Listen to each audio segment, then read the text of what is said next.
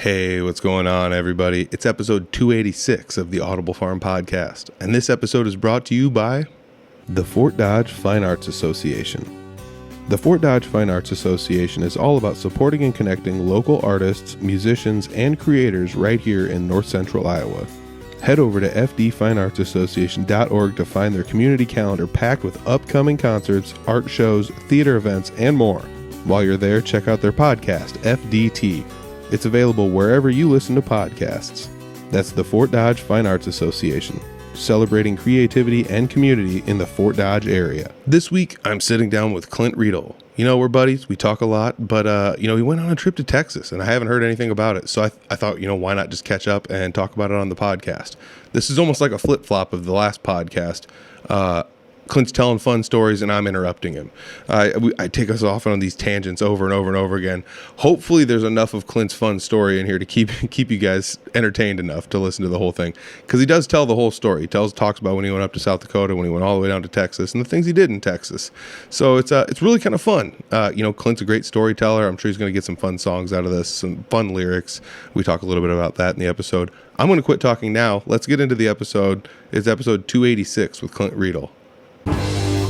It's the Audible Farm Podcast with your host, Peter Stockdale.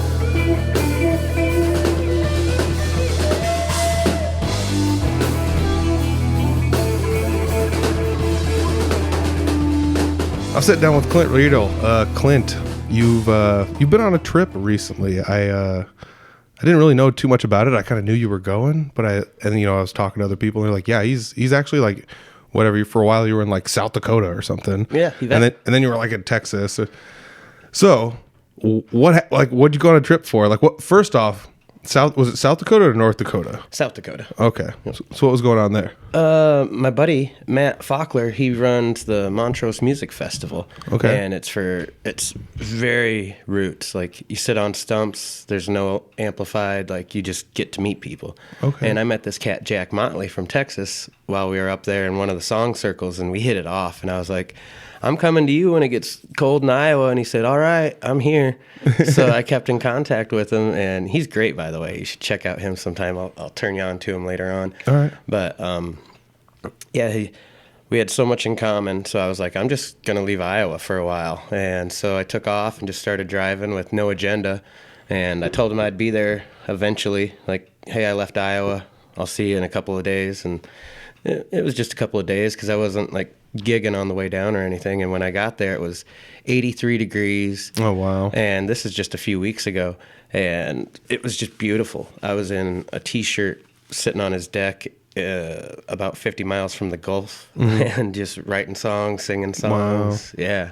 So the show up in South Dakota, I think you and I were talking about it one time, not on a podcast, but was this the one that was like almost like a festival? There was a whole bunch of people up there. Oh, yeah. Like everybody was playing kind of short sets. Yep. Just kind of singer-songwriters from literally like all around the U.S. Yeah.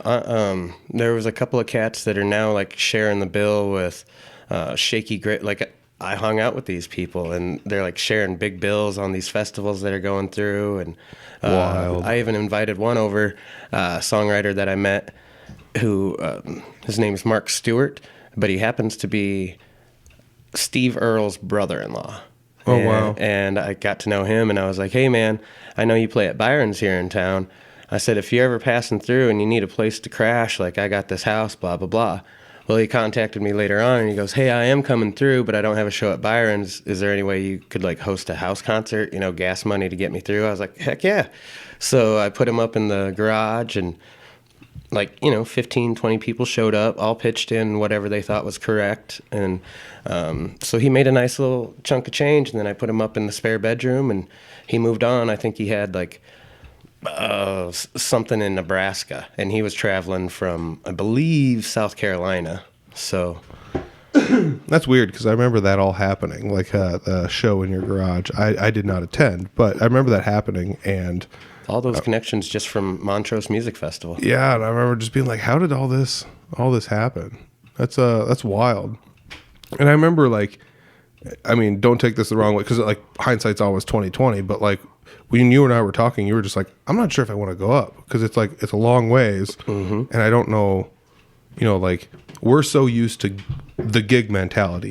How far do I gotta drive, and what are they gonna pay? And if it's a long ways, does it offset somehow, or like can I at least break even? Or like you're not unknown to doing things from the other side of the coin too, where you're like, I'll go somewhere and play for an undetermined amount of money at the moment. Yep. And we'll see what happens. Like you've been to those shows too, and you know kind of how to gauge it. Like, was it just a gut instinct where you're just like, yeah, I'm going to this thing? It really was. After meeting a couple of those people, and that stems from getting to play a festival in Minnesota, where I met Matt, and he's like, I like your stories. We've got this, and not to toot my own horn, but like they don't let the new guys in town just like show up and play at places like this. And I was like, wow, they must really enjoy my music. And then everyone I met, I enjoyed their music because there was no like beginners, and there was not a lot of ego up there. It was just everyone really getting along.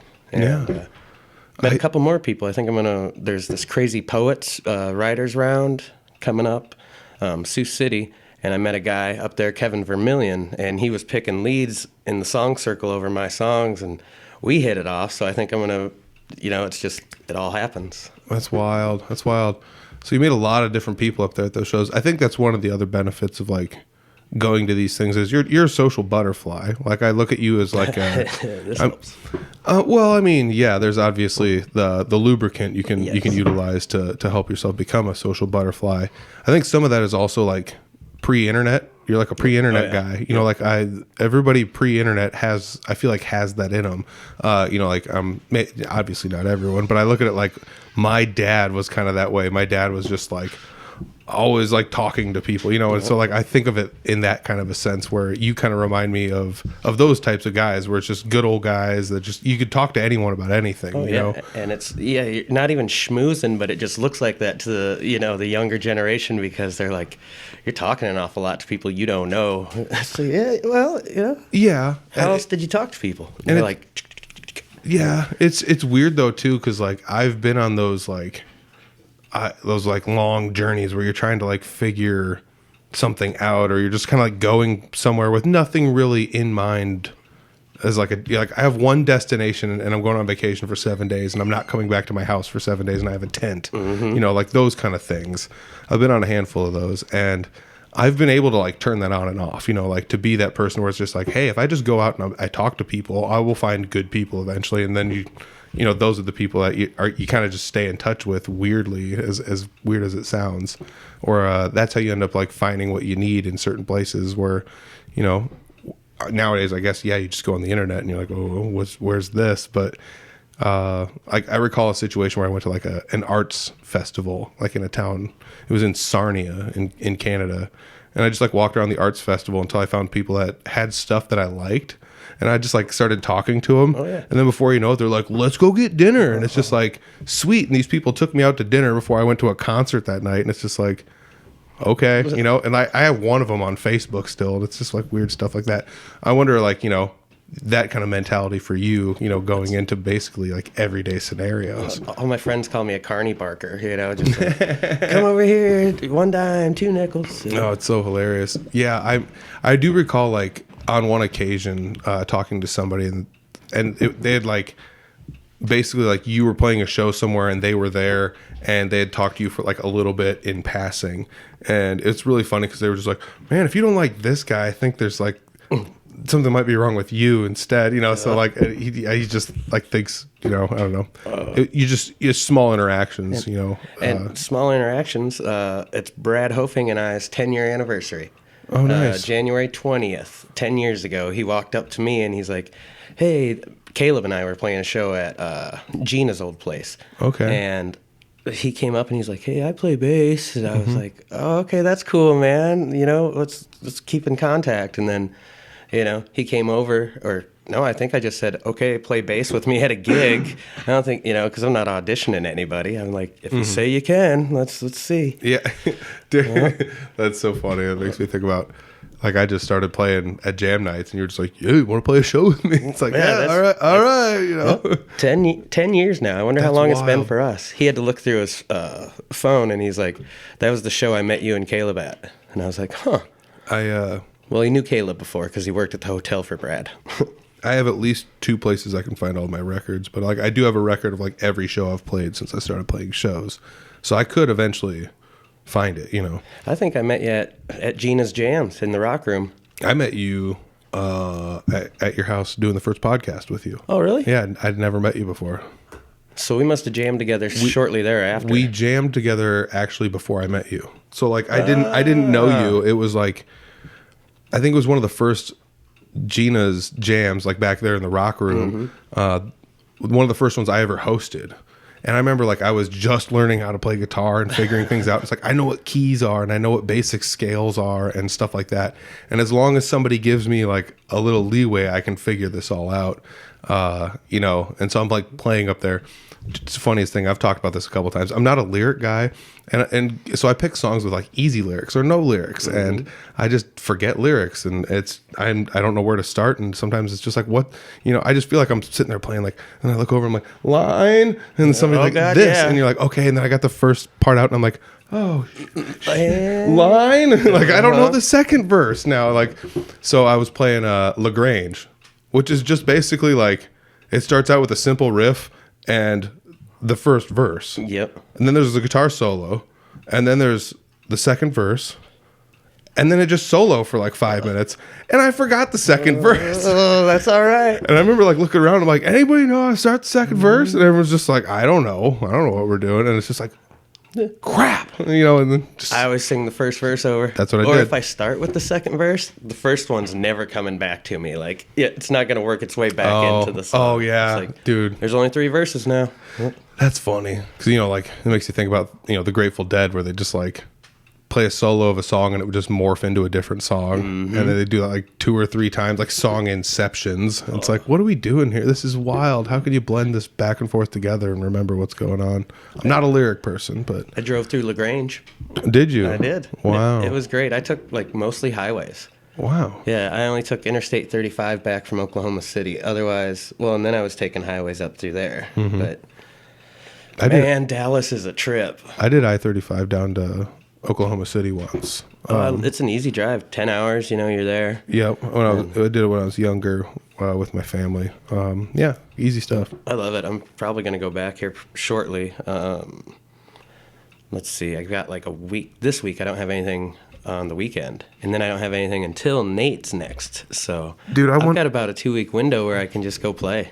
I was just thinking it, like, if there's anybody out there listening that somehow organically found this and they're like 12 minutes in and they don't know, like, they're just like, wonder what's going on in the Midwest. And we're talking about like, yeah, it's a 10-hour drive. It's easy. Yeah. Like, I bet there's people out there that are just losing their freaking minds right now. Like, that's what are clear you across our talking continent about? over here? Yeah. Or like, you could get on a plane and fly there. And it's like, oh my gosh. So I don't know. There's probably people just freaking out. But yeah, I don't know.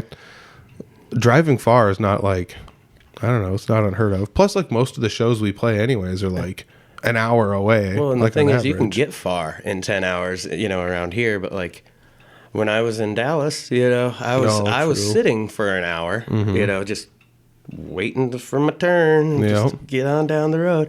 So like a 10-hour drive, you can go real far, but like you can spend a lot of time in a car and not get very far, you know, in some of those places. That's true. It's like when you tell somebody from the city that like the nearest Walmart to my house is 20 miles away. And they're like, oh my gosh. And you're like, yeah, that takes them 20 minutes to get through town. That's to their 22 minutes away though. Like, and to them, they're like, oh, mine's like 6 blocks away and it takes me an hour to get there. Yeah, it's like, no doubt. What are you talking about? Well, it's, gosh, that'd be so inconvenient. Yeah, and I figured out I'm not built for a big city after trip. Well, I figured that out a long time ago. But the patience just is not there. Yeah, I don't know. I don't mind big cities, but at the same time, I don't know. I like going to them, but I'm glad to get home and out of them. Yeah, I don't really have much room to talk because I've never lived in a big city. But like, I don't know. I don't really have a whole lot of.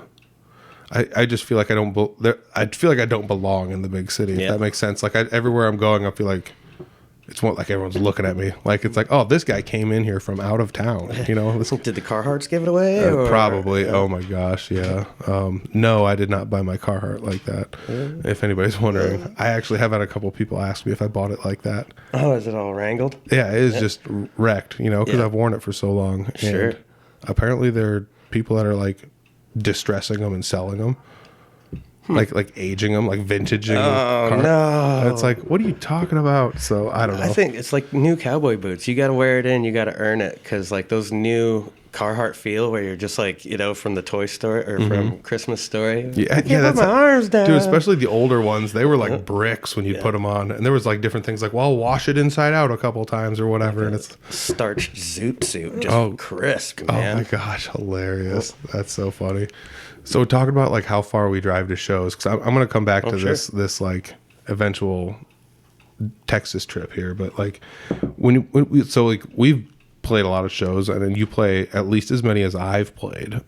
So how far do you think the average show of a drive is it for you? I mean, you lived in a couple different places, obviously, but like just generally about how far do you think you drive to a show? Because I'm trying to think for myself.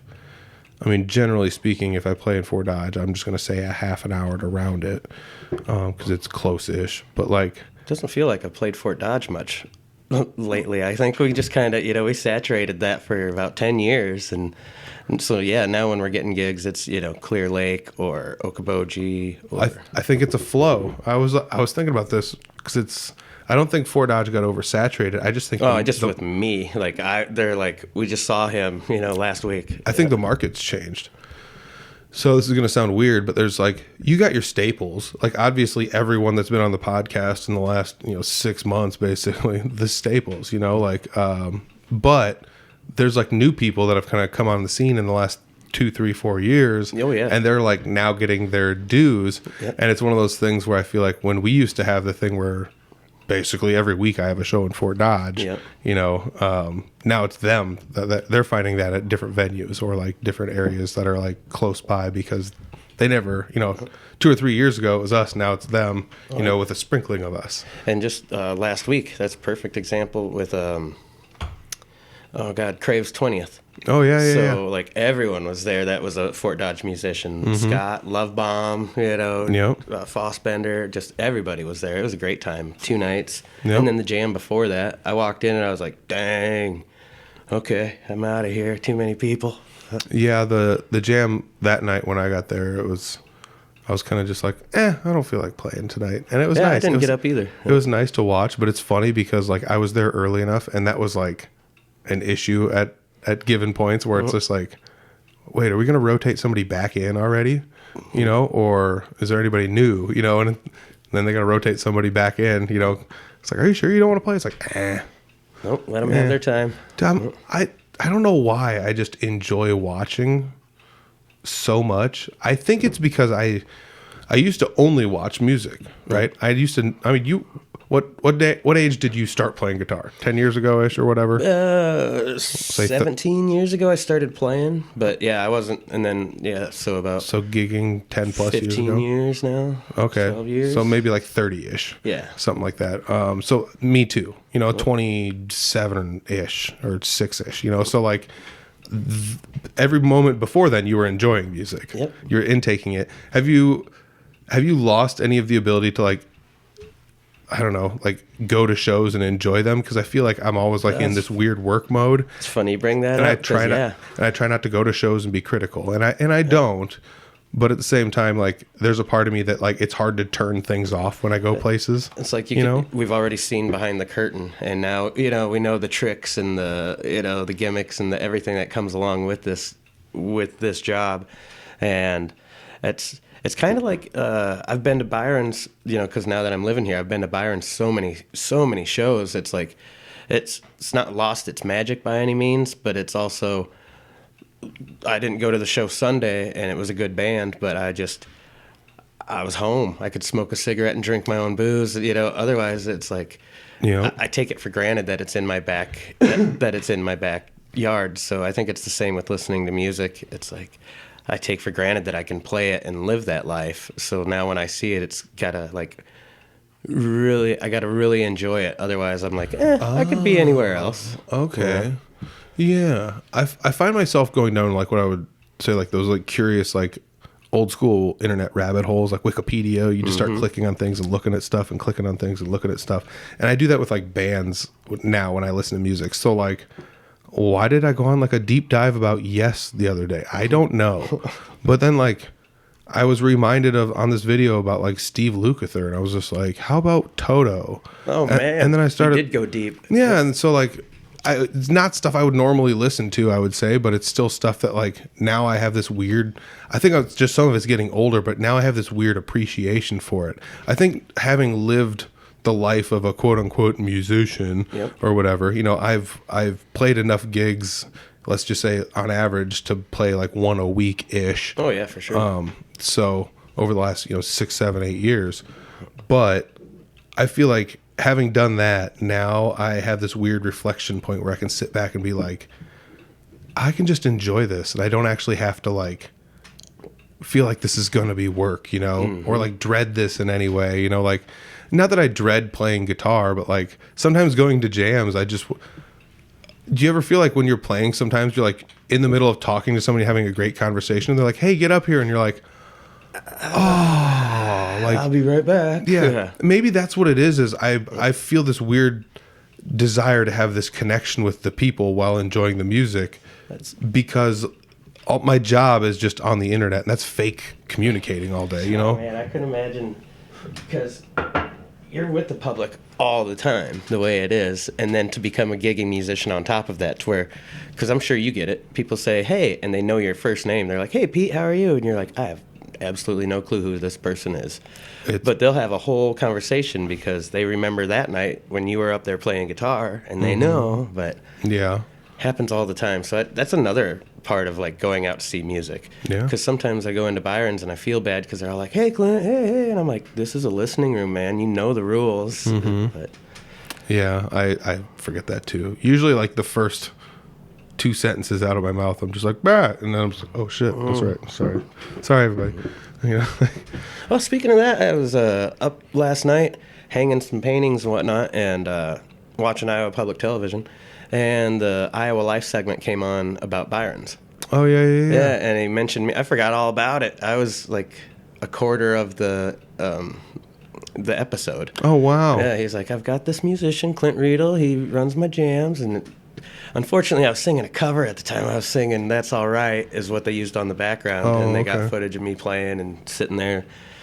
Oh, that was the jam that I showed up late to, right? I think so. Yep, that's classic. I showed up and there's like nobody there. I was like, oh, TV production crew there. They're already gone. I was like, oh, all right, well, whatever. I dropped the ball on that too. So if anyone from Iowa Public Television is listening, the producer and the cameraman, the producer said she really liked my music. She's like, hey, do you have a card? And I didn't have one on me. I'm like, I'll get a hold of you. And I never did, and she didn't reach out, so I dropped the ball on that. Well, way to go, man. Yeah. Could have been on IPTV more. Yeah, Studio 3, or, yeah. Is that Studio? Yeah, I don't know. Neil Anders has been on it. And, oh, yeah. Chicago Farmer, one of my idols. Mm-hmm. Yeah, that's cool stuff. I absolutely love the fact that I feel like there's more, like, when this podcast was in its heyday, it was like one of the only outlets like this at the time. But when I stepped away for a while and now I come back, there's so many more outlets, and I love it. It's what I feel like it's great for everybody. I don't know. And everyone's making a different type of content, like whether it be that show or like the guitar department with Joe Alton, or what's the one Hank's doing now? Oh goodness, what's it called? I was the premiere. I was the lead off hitter on that one. That felt good. I forgot the name of it already too. Me too. I'm sorry, Hank. My bad, buddy. I'll link it in the description if I remember. But yes, he's doing some like cool stuff, cool features. My favorite part is like I'm not trained to do any of this. I'm just like diligent and curious, so like I can like learn stuff kind of and figure it out. Oh, his editing is awesome. Yeah, that's what I want to say. Like he's doing really cool stuff. Yep. So well done, buddy. Every part of it looks nice. I will say that. Where mine is like hobbyist passable stuff. It still looks getting fine. the information out there to the people. Yeah, and that's what I think is fun, is like going to see like different people. Like some people are doing like great production and stuff on this stuff. My podcast is just anywhere, and right now we're at Clint's place with some cool art in the background. Did you make both of those? Yeah. Yeah, I painted the paintings, and my buddy Tom gave me the PBR print, and I think I got that for Mandy. For Molly. Please don't let the cat out, no matter what it tells you. That's that. I love it. Yeah, this is some good stuff up here. Yeah, you do actually do physical paintings. That you got 2025 on the one of them. I don't know. This one doesn't have a date on it that I can see, but No, it's probably on the back. Yeah. That's one of my favorites. It's do you listen to Sierra Farrell at all? I do not. She sounds like an old-timey, like, Appalachian singer, but she's just crazy. She's beautiful. She wears, crazy get-ups, plays, like, with Billy Strings and all that fun stuff. Okay. But, yeah, I was listening to some of her, and that kind of struck me. So, yeah. So this is my favorite part. If you're this far into the podcast, you already know what's up. But I'm just going to throw you a weird curveball question.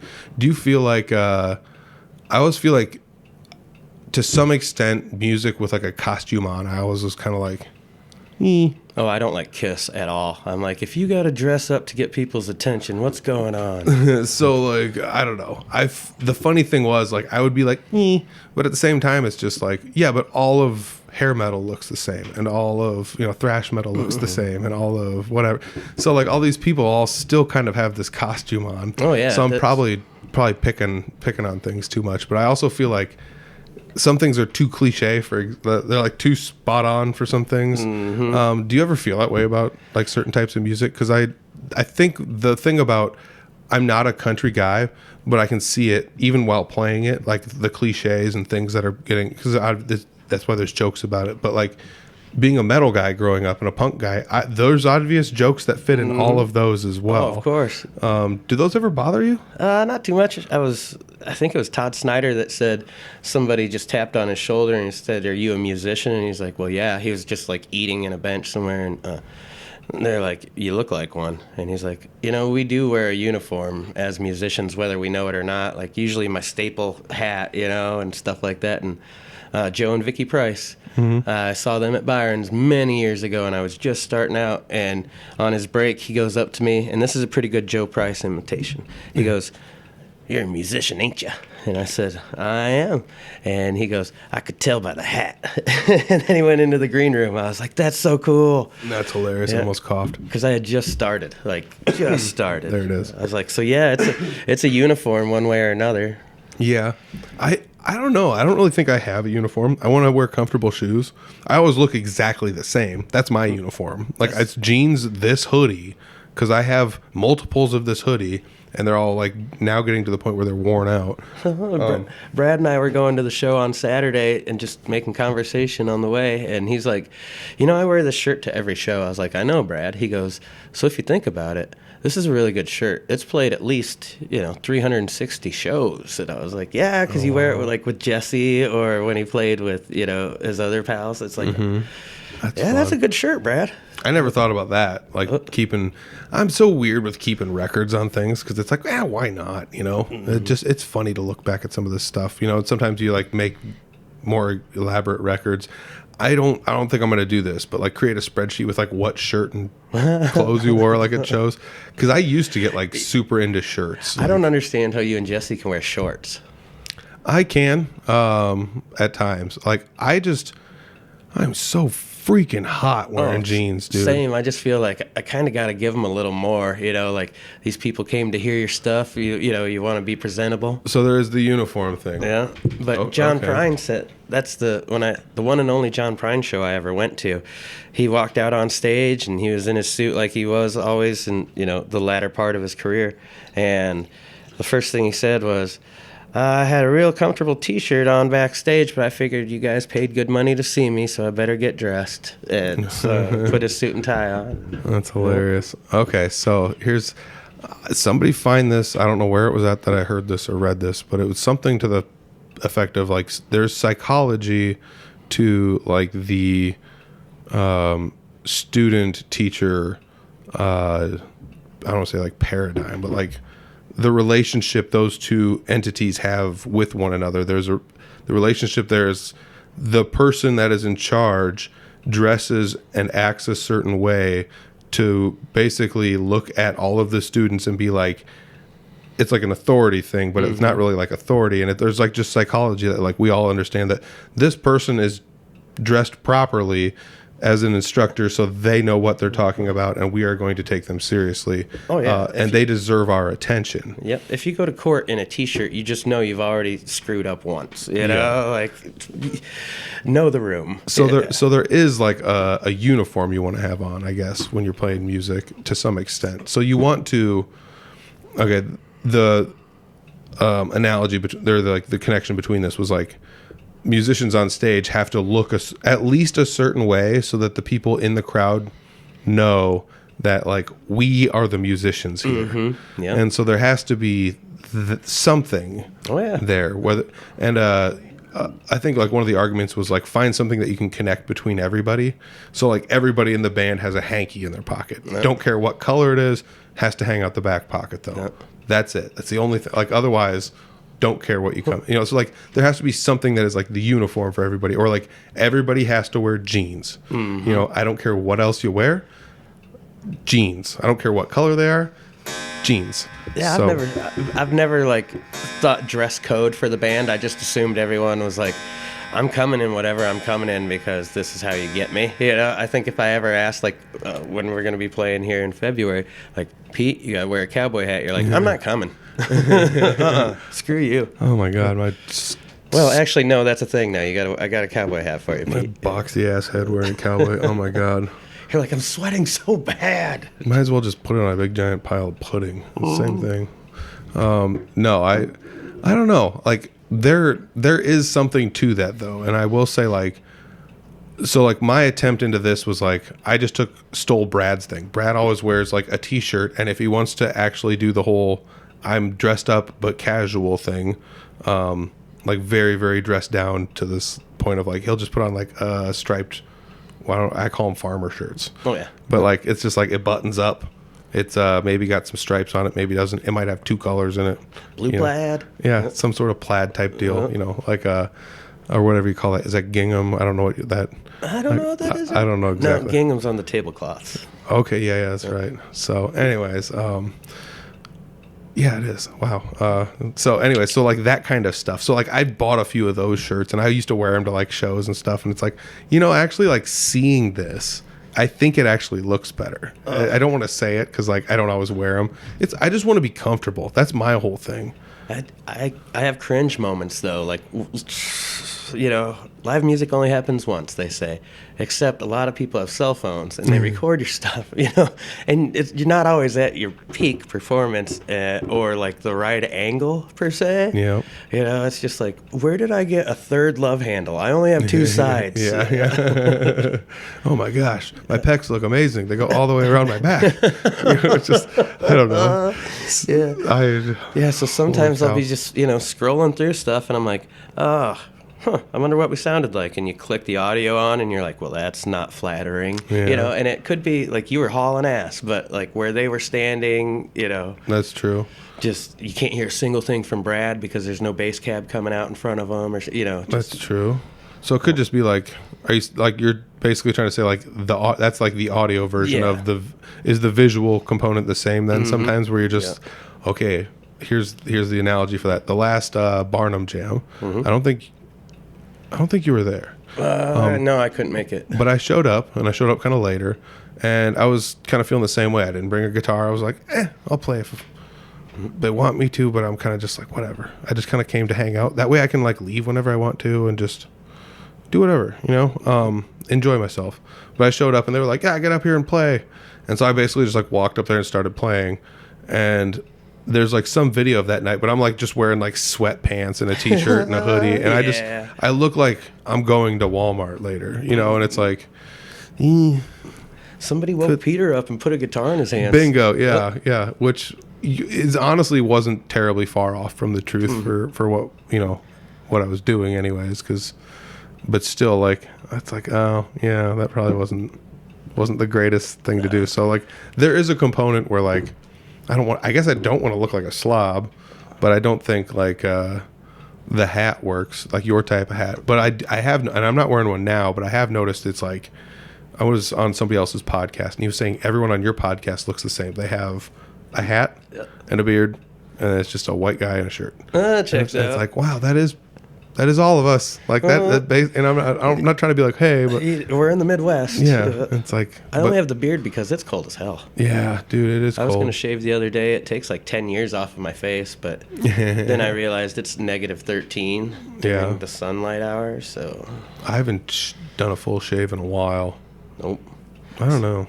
I used to always have like funny facial hair and stuff, but I guess like now I have like a business podcast about marketing, so I have to. So you're not gonna shave in the Lemmy. Yeah, do anything weird, but every now and then, I don't know. I keep thinking about it, or just changing it up just a tiny bit to see if anybody notices. But I don't know. We'll see. I thought about dyeing my hair, just like with the temporary dye, and seeing if anyone recognizes me.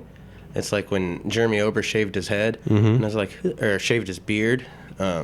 Brad and I walked in, and I was like, who the hell is this guy? Like, just unrecognizable Jeremy Ober. It took 2 seconds. He was playing guitar, so I was like, oh, Jesus, Jeremy. But, so if I just temporary dyed it brown and just walked around a little bit, see if anyone would be like, hey, Clint. Because, it's white as the day is long, so I think that would be fun. Yeah, I don't know. I've got beautiful... You can't manufacture a hairdo like this. This is just God gives it to you, or he doesn't. That's my hairdo. I started going gray, late 20s. So it's been a long road of acceptance. But yeah, when I almost got the senior discount, and I would have taken it if Molly hadn't said anything at Pizza Ranch. Hilarious. He's like, so the senior? I was like, she's like, I was like, oh dang. That's funny. Yep. Oh my gosh. Well, I mean, it's crazy. It's like how much time flies. Because, I mean, it feels like, as weird as it sounds, it feels like just yesterday you and I were playing, like, shows everywhere all the time. Constantly. You know? And, as time has gone on, obviously, like, your living and life situation has changed. And so you have, like, different accommodations to get you to and from shows, et cetera. And so...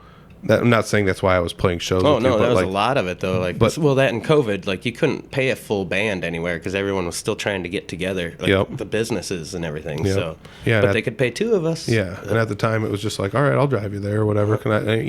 It'd be like, that's the downfall of being the hired musician is like, and you're being the flexible musician. You can play shows with you and Brad, or you and Taylor, or you and me, or go back to the the original Ramblers lineup. That was like, a blast, dude, you guys are freaking awesome. Well, thank you. I say just keep doing those types of things. Just splash it back in there. Hey, we're back. It really is just survival, and when we can, the fact that we all still like each other and love to play the music together still is great because we've been the Ramblers for well, Caleb and I were a year before Brad, so at least 11 years now. Yeah, weren't you guys like the two lone wolves or something? Those two wolves. Okay, okay. That fable, which one do you feed? That's right. Yeah, I was thinking the two lone wolves. I don't know. But they're playing together. They're not alone. But they're not. Yeah, I don't know. Anyways. And then we added RK Wheelander, so we were still those two wolves. Okay. With RK. Nice. For about 4 shows, maybe 3 or 4 shows, and then met Brad and nice. Bam. Away you go. Yep. Then it just happens. Brad's a good guy to have around. I still think eventually I'm going to sneak him into a podcast, even if. I bet you $1,000 right now you'll never get him on a podcast. I almost had him convinced one time, and it was basically like I was going to have him on the podcast, like. Okay, this is gonna sound dumb. I was gonna record an episode from my car with Jesse and the band at a show that we were playing somewhere, and it was hot out. So I was like, well, let's go in my car. I'll turn the AC on, and I'll just hit record. Right on. And Brad will be in there, but he'll just be out of the frame or behind my head. You can't see him. Some Wilson on. That's perfect. That kind of nonsense. And we'll give him a mic, but he doesn't have to say anything. And he'll have been on a podcast. And if you tell him I bet you $1,000, you're like $500 if you get on this podcast, Brad. That's hilarious. But yeah, I don't know. So, Brad, love you. Let's kick it over to this Texas story. So, sure. Going down to Texas. Again, what made you want to go to Texas? Was it just the fact that you knew somebody down there and they said, you can come down if you want? And I said, I have time, or what? Yeah, exactly. Yeah. Freaking love it. I turned down a couple of gigs just because I was like, well, I I need some time. And the only reason I came back when I did was because I had to be on the radio in Des Moines. Thank you, Marty, at KWFMG. There we are. I think I got it right. But I had to be on his Sunday show. He's only doing every 6th Sunday, and he invited me to be one of the 3 guests that he always has on, and I think it was my second or third. I know for sure it was my second or third time, but Ducharme Jones Band came after me, J. Jeffrey Meserol, and let's see, Patricia Hartman. There's just like all these cool people that get to play on this show. So when he invited me, because I played at XPK, not to sidetrack from Texas, but that's the reason I had to come back, was to be on his radio show. So when I went down to Texas, I just went simply to hang out with this songwriter and pick his brain. Turns out he's 78. He turned 78 on December 3rd. I turned 48 on December 2nd, and he's broken his ribs 3 different times and lived to tell the tale. I've broken my ribs 3 different times and lived, and he's got some of the wittiest songs I've ever heard and some of the most heartfelt songs I've ever heard. His name is Jack Motley, and check out the song with no words. It is delightful. It's like, you, hey you, I see you peeing. Oh, you know, just stuff like that. It's great. It's a song he wrote while he caught some dude. He was pissing off the boat, and he saw some guy across the water looking at him, and he was like, "Uh-oh." And then he wrote that through that guy's point of view. That's hilarious. Yeah. I don't know how you guys think of this. It's just, you know, you got enough time. I guess, but I feel like I have all the time in the world, and I don't. Oh, no, you're a busy man. I am a sloth. No, I don't. I get that, like, I do stuff, but like I do also see everything I do, unfortunately. So I get to see like the hours I sit and waste doing X, Y, Z, you know, or like if you total up all the time I've spent wasting my time on social media today, or like whatever, or like this video game, or whatever it happens to be, it's pretty bad. So, but I don't know. I like to think about like weird things. Eventually you like gather up skills from like doing things and figure things out. So like sometimes hobbies, like the things you think you're wasting your time on, eventually just become something that you're kind of good at. So like working on guitars, and now I can like sort of fix easy electronical errors. I don't know. You're actually the go-to guy when it comes to gear. Like, it's so funny. This doesn't work anymore. And you're like, well, let me solder this together so it does. Yeah, pretty much, yeah. Speaking of that, I got my old microphone I'd love to have you look at. But I don't think there's a chance. It's like putting a defibrillator on it, just like, come on, one more. I fixed a microphone the other day, just like at a show for Taylor. Like, and he was just like, hey, do you have anything that can fix this? And I was like, yeah. I'm gonna go get some tools out of my trunk.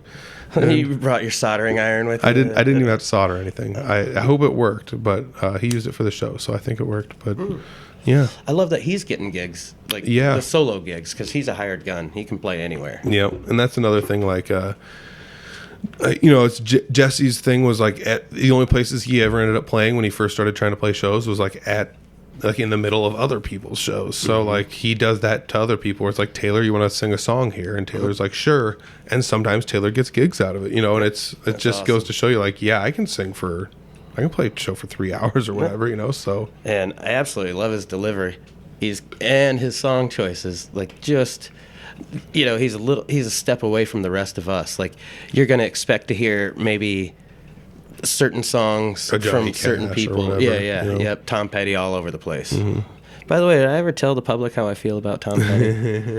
The best thing he ever did was Be Lucky on King of the Hill. Yeah, for sure. Slipped on the pee-pee. I didn't realize that was like 70% exactly how he sounds in real life. Yeah. It's just like, what? Florida drawl. I just thought he was like putting on that voice, and it's like, wow, he just threw like a tiny lisp in there. He's Florida man before they said Florida man. That's so crazy. I mean, Lucky. but played by Tom Petty. Yeah. Tom Petty, insane, man.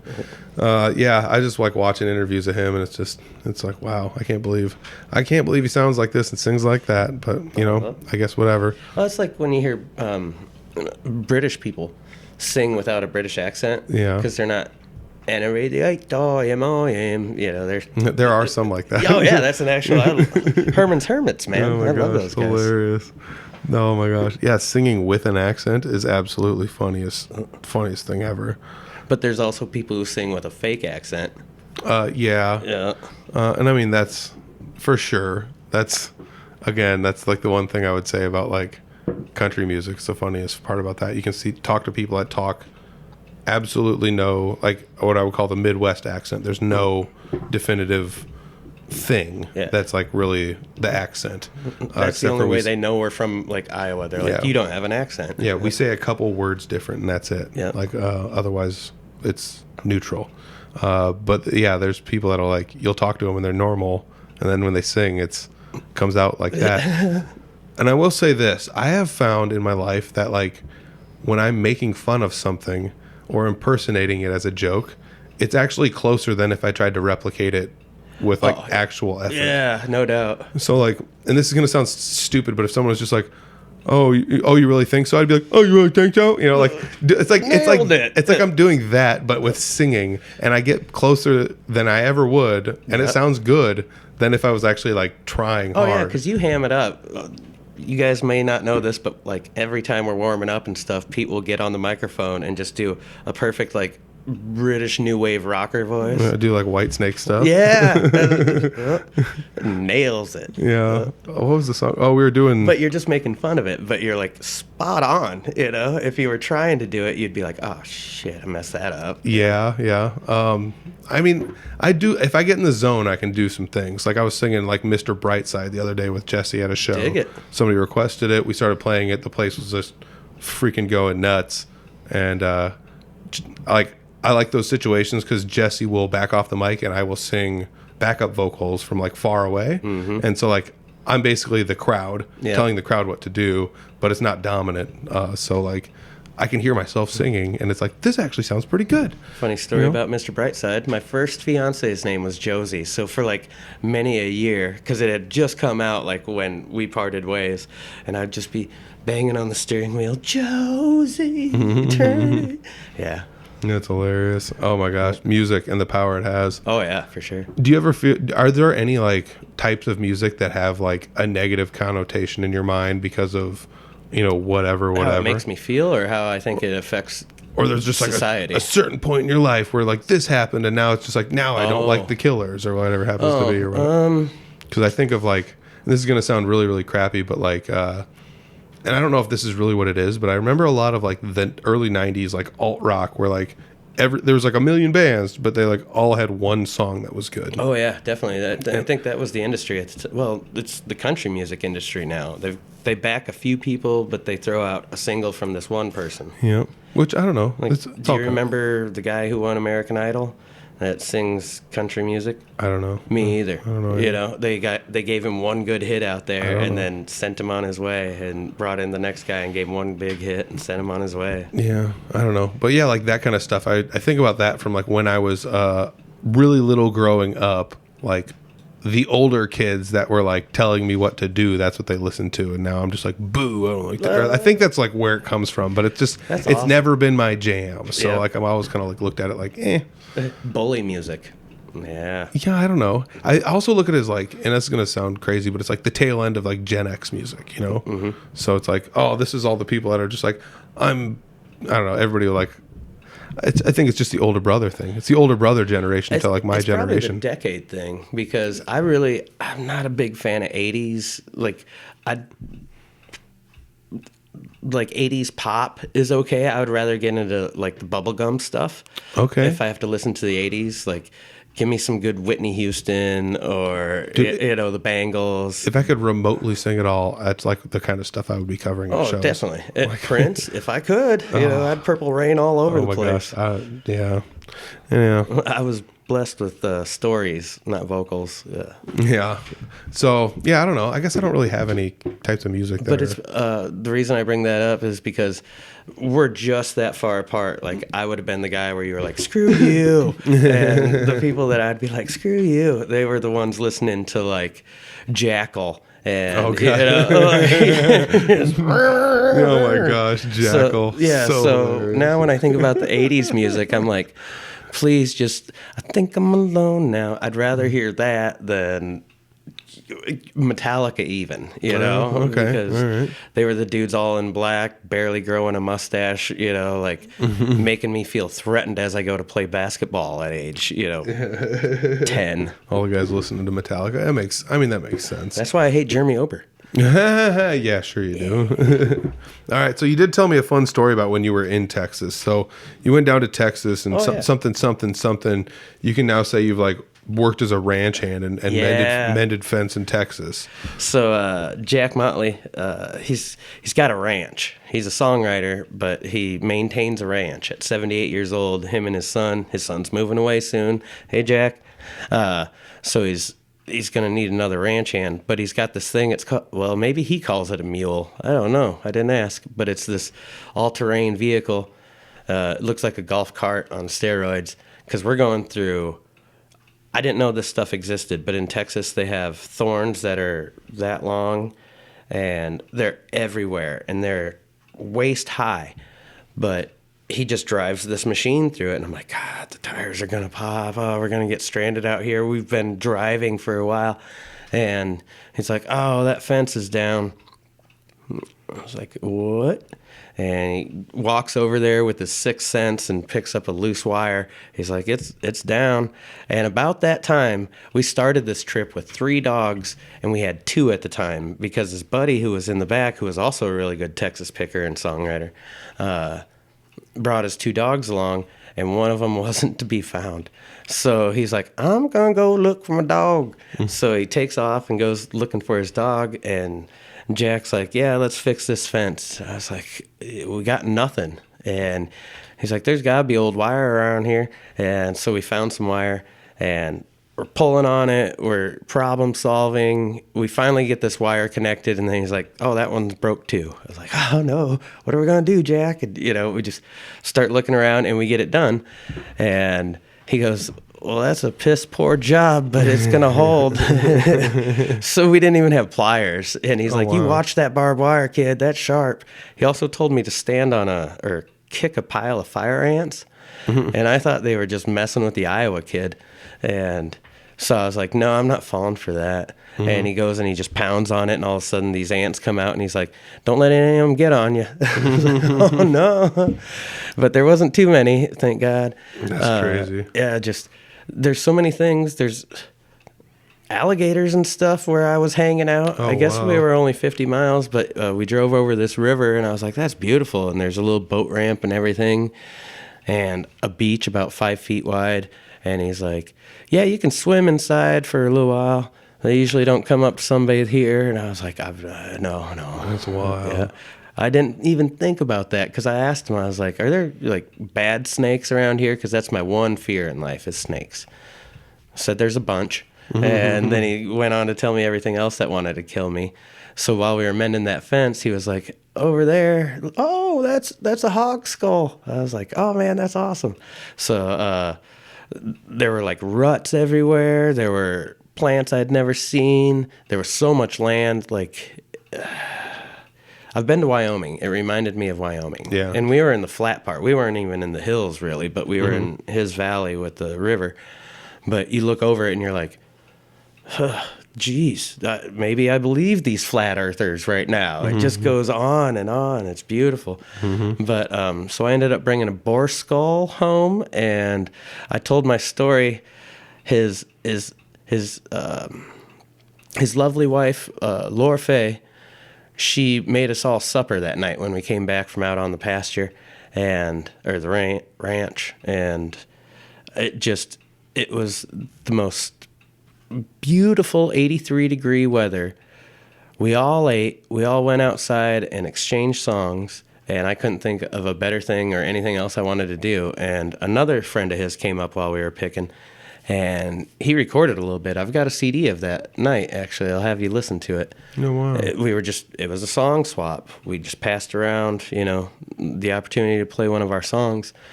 And he just thought, so you came down here to gig? And I said, no, I came down here to hang out with Jack. He's like, he's a good guy, but if you would have gave us time, and it was like rapid fire of all these places that I should have been playing at that week. And I was like, I got to get back. I got to be on the radio. Otherwise, I could have stayed about 4 more days. Next time. Yep. And that's what I mean. Next time might be soon. That's wild. Well, that sounds like an amazing story, man. That's, again, +1 for traveling and doing stuff. Doing it alone, I think it just brings you out of your comfort zone, and I don't know, just turns us into different people. The only time I got nervous on that trip was I pulled into because I was sleeping in the van, save money, and I pulled into the parking lot of a hotel outside of Wichita. And I knew I could have went to Tom's, but I wasn't going to wake him up at 10:30 at night. He's got a real job and all that fun stuff. So I pulled into a parking lot, and I said, hey, is it safe to sleep in my van here? I don't want to be in trouble. I just don't want to rent one of your rooms. And he goes, yeah, it should be okay. I mean, we're not all that full right now. And I was like, okay, cool. And I didn't get that he said, meant it in an ominous, should be okay, lock your doors type of thing. Because the second I just nestled in, I cracked a bottle and called Molly, and I said, hey, I'm in for the night. It's okay. I'm in a hotel parking lot. And she said, okay, just be careful. I said, I talked to the guy. He said it's fine. And about that time, the police came through with their spotlight, looking around, and I was like, oh, man, I just cracked a bottle. They're going to give me a DUI for, sleeping in my van. But in hindsight, they were making sure there was no crime. I was sitting right next to, a burnt-up U-Haul rental station and stuff like that. So that was the only time I was like, oh, this is ridiculous. What am I doing? Locked the doors, fell asleep, woke up the next day, and the fog was thick. So I couldn't go anywhere yet, but because I pulled in at night. So once the fog lifted and it became daylight, I realized I was in a really bad part of town. Yeah, I was like, whoa, I could have picked anywhere else, like a rest stop or something. That's hilarious.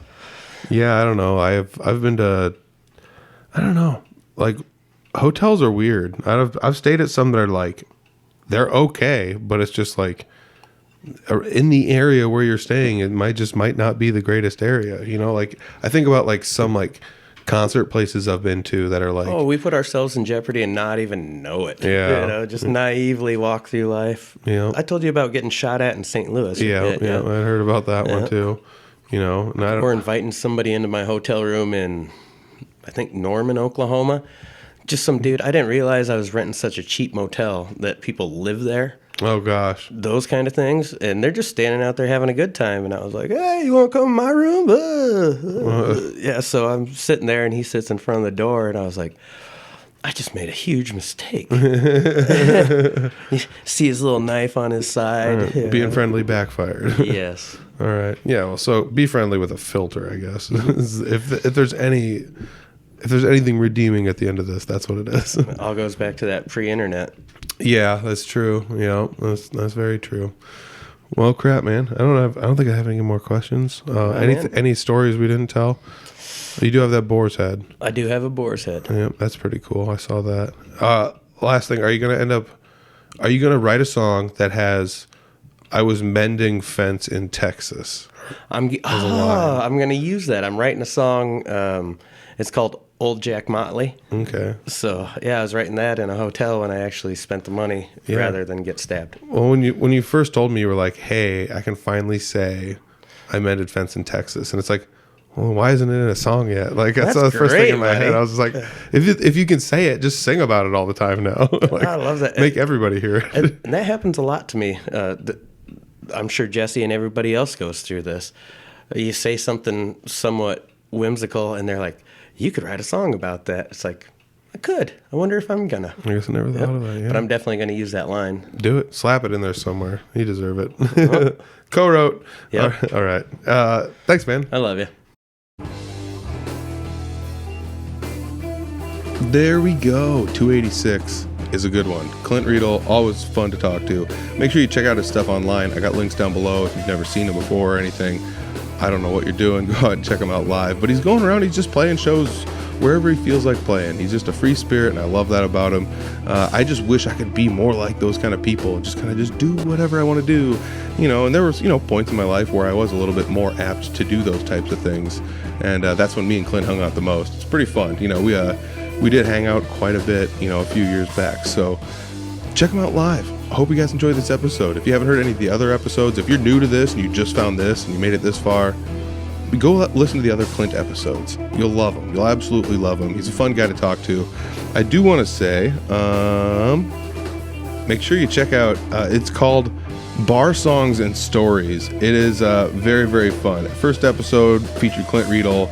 It was super, super fun. Hank Ambrose, I believe his name is, putting all these on.